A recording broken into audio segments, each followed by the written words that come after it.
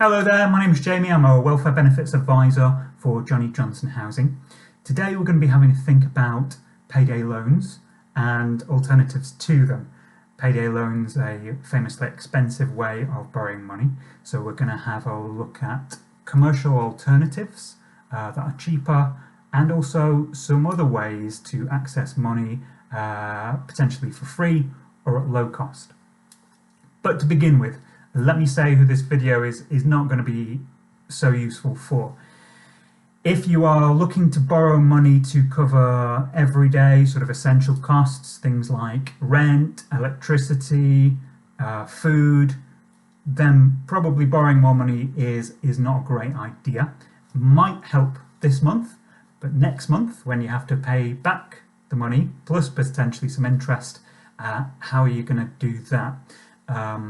Instead, it might be good for you to have a think about accessing grants, which I will touch on shortly, or alternatively accessing emergency help from the council, who can sometimes issue vouchers for food or towards gas and electricity.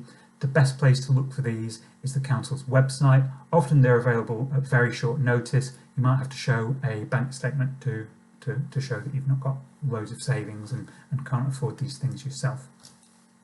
The other set of people I would say not to bother with this is if you are looking to borrow money to pay off lending that you have already had. This is starting to be a debt cycle, and I think a good place to start would be to access some debt help. Okay, this doesn't need to be a big deal at all. There are organisations such as National Debtline or Step Change who can help you have a look over your finances and think about where to go from here. There's loads of different ways of dealing with debt. If you just need a bit of breathing space for the time being, then they can help you contact creditors to arrange lower payments for a certain period.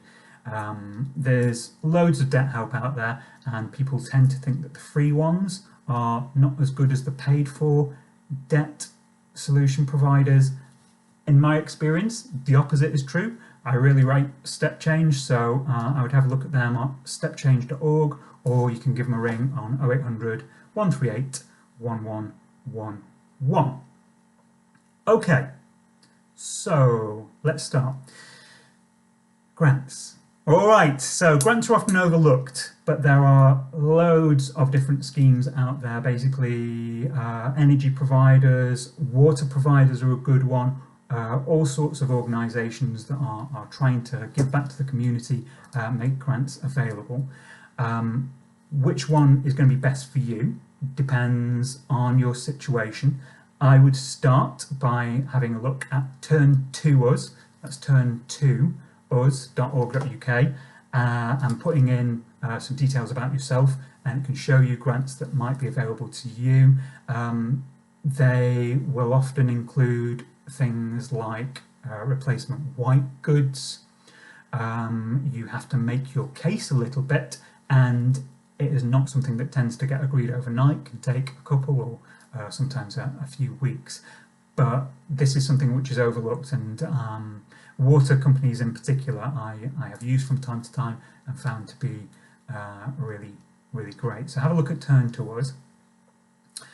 Another alternative, if you are on a very low income and are on means tested benefits, so I'm thinking here about income support, income-based job seekers allowance, income related ESA, pension credit, universal credit, is that you can potentially borrow money from the job centre interest free and then repay it through deductions to your future benefit payments. Okay. If you're on one of the legacy benefits, so the income support, job seekers allowance, ESA, pension credit, then these are referred to as budgeting loans. If you are on universal credit, then they are referred to as budgeting advances. Either way, you can borrow up to 348 quid if you're single. If you are responsible for kids and claim child benefit, then it's up to £812. The criteria on universal credit are more strict than on those other benefits I mentioned, but if, for example, your cooker breaks down and you need to replace it fairly quickly, then this is the kind of situation where a budgeting advance might help. They also cover scenarios where you need something in order to keep your job or access a new job. All right, so those are those. We're now going to go on to commercial options, and I'm going to run from least expensive to most expensive, okay? So least expensive, if you qualify, are 0% credit cards or potentially 0% overdrafts. I was looking this morning, you can get 0% overdraft for 12 months, 0% credit cards potentially up to 2 years. So that is to say, you spend on the card, you pay the minimum payments, you pay back the debt, but you do not pay any interest. Now, you're only realistically likely to be eligible for these if you have decent credit. That is to say, you have had borrowing before and you've paid it back responsibly. You also need a bit of an income. It will depend on the lender, what they are prepared to accept. But not something to overlook, because a lot of people are eligible for them, and they can be used really smartly and are a good way to borrow if you are not going to be eligible for grants or any benefit support. Another thing to think about if you're not in that situation of having good credit are potentially credit builder credit cards. These are for people who, primarily not for people who had bad credit, but for people who have not used credit before. So what is referred to as having a thin file. So that is to say, there's not really very much on your credit report. Maybe a lot of lenders aren't prepared to let you borrow, but credit builder credit cards are designed for this purpose.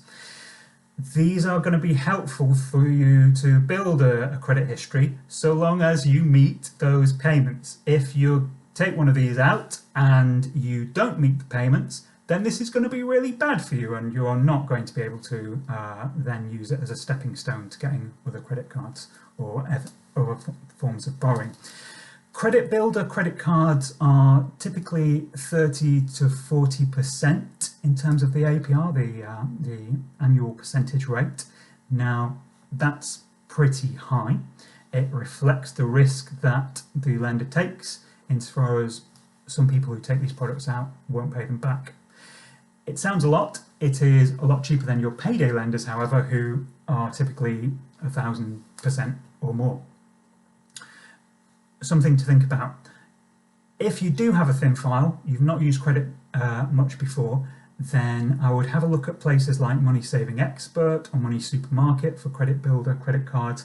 These often allow you to do a bit of a check to see if you're likely to be accepted.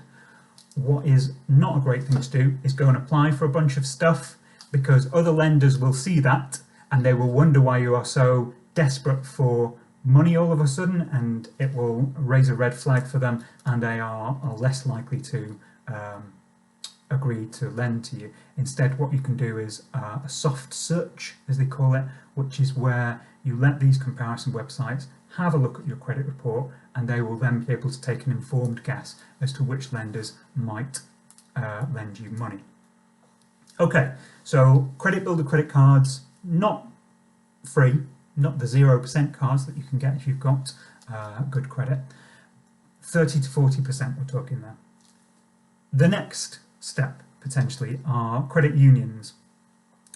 So what's a credit union? Okay, well, it's a little bit like a local bank. It is a community savings and loan cooperative. So that is to say, they take money in from the community in the form of savings, and they lend it out to people in the community at more favourable rates than payday lenders. We're talking potentially 40%. The maximum a credit union can charge you is 42.6%. Many of them charge that. They are not just there to lend you money, they are also keen to encourage you to save money as well. So a very popular product for those credit unions are what are called child benefit loans. So the way these work is that you arrange to have your child benefit paid to your credit union account. They take maybe half towards paying off the loan that you've taken out, and the other half they put into a savings account, so as the weeks go by you are paying off your loan and you're also building some savings. Really good option. Now, not loads of people use credit unions. Perhaps you can't think of any that you know the name of.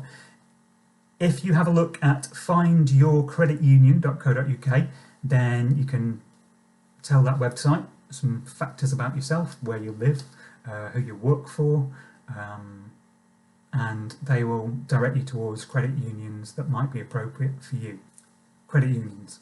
Okay, similar to credit unions are Community Development Finance Institution, or CDFIs. Okay, that sounds complicated. They are just lenders. These guys, again, have a community vibe. They are interested in trying to encourage development in the local community. Borrowing from them, you're looking at 42%, so from where credit unions left off, to 169% was one of the more expensive ones that I found this morning. Potentially an option if you need to borrow money. If you have a look at that findingfinance.org.uk website, again, plug in your details, it will suggest CDFIs near you. One thing I would say, if none of these options are appropriate for you, then have a word with an advice agency. Do not borrow money from a person that you met down the pub, or someone that your neighbour borrows money from who lives in the community and travels around. These are sometimes referred to as loan sharks. It can be a very nasty business to get involved in and very difficult to get out of.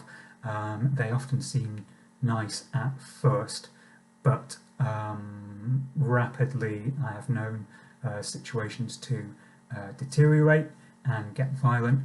If you are just borrowing from some guy who doesn't have a consumer credit license, then you don't enjoy the protections that come from any of these other forms of borrowing, so from payday lenders, from CDFIs, from credit unions. They can be a bad thing to be involved in, frankly. If this is something that you are already tied up in, then I would look to find advice on that. You can visit stoploansharks.co.uk. This is a unit which is run by Trading Standards, so it's not the police, although they do have police officers seconded to them. You can call them on 0300 555 2222 and report your situation, potentially anonymously if you are worried about repercussions, and what will happen is they will investigate and potentially shut down your loan shark, which means you wouldn't have anything to pay back. Alright, I've touched on a few alternatives there. Have a little look into them. If you are unclear after that as to which of these is right for you, then have a word with the government's money advice service. They are free, impartial, confidential. There is a lot of great resources on their website about all of these, their website being moneyadviceservice.org.uk, or you can speak to someone on the phone there on 0800 138 7777. Hope that's helpful. I'll see you again soon.